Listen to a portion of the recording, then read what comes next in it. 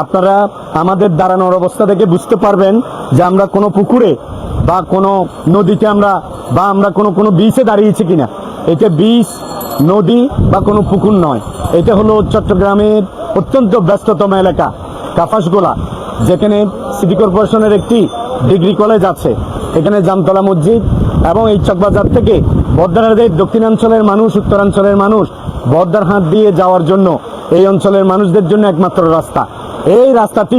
এই রাস্তাটিতে কোথাও কোমর পরিমাণ, আমরা সামনে গেলে দেখবো যে কোমর পরিমাণ, পিছনে কোমর পরিমাণ। আমরা কোম্পানিতে দাঁড়িয়েছি। আমি আজকে যিনি চট্টগ্রামের মেয়র হিসেবে দায়িত্ব পালন করছেন তার কাছে প্রশ্ন রাখতে চাই, কাপাসগোলা কি চট্টগ্রামের অংশ কিনা?